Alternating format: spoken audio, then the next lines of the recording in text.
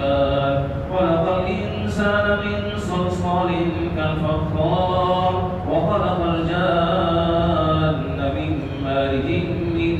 نار فبأي آلاء ربكما تكذبان رب المشرقين ورب المغربين فبأي آلاء ربكما تكذبان مرج البحرين يلتقيان بينهما برزخ لا يبغيان فبأي آلاء ربكما تكذبان يخرج منهما اللؤلؤ والمرجان فبأي آلاء ربكما تكذبان وله الجوار المنشآت في البحر كالأعلام فبأي آلاء ربكما تكذبان كل من عليها فان ويبقى وجه ربك ذو الجلال والإكرام فبأي آلاء ربكما تكذبان يسأله من في السماوات والأرض كل يوم هو في شأن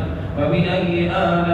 آلاء ربكما تكذبان سنفرغ لكم أيها الثقلان فبأي آلاء ربكما تكذبان يا معشر الجن والإنس إن استطعتم أن تنفذوا من أقطار السماوات والأرض فانفذوا لا تنفذون إلا بسلطان فبأي آلاء ربكما تكذبان يرسل عليكما شواظ من نار ونحاس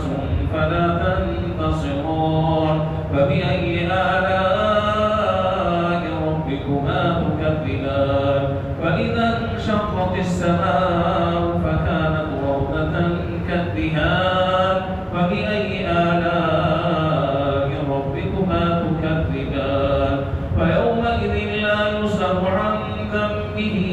إنس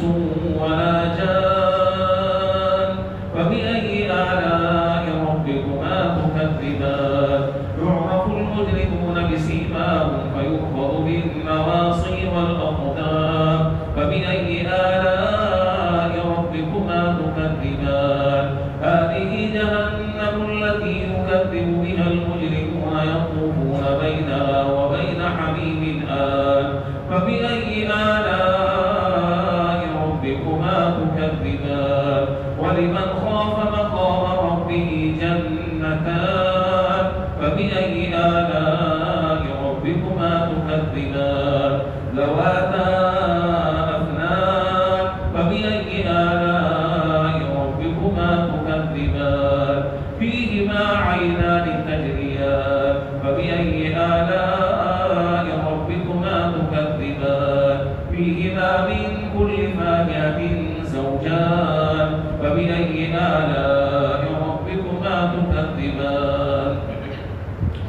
متكئين على فرش بطائرها من استبرق وجنى الجنتين دان فبأي آلاء ربكما تكذبان فيهن قاصرات الطرف لم يطمثهن إنس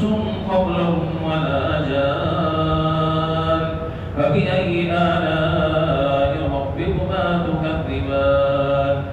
كأنهن الياقوت والمرجان فبأي آلاء ربكما تكذبان هل جزاء الإحسان إلا الإحسان فبأي آلاء ربكما تكذبان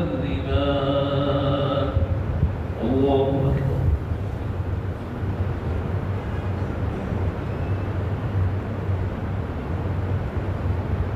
سمع الله لمن حمده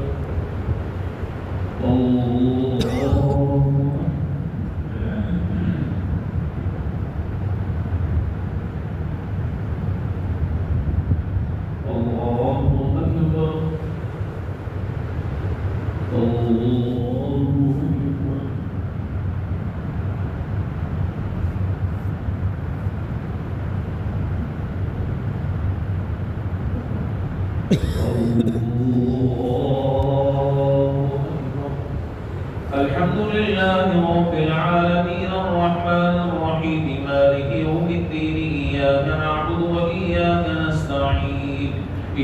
الصراط المستقيم صراط الذين أنعمت عليهم غير المغضوب عليهم ولا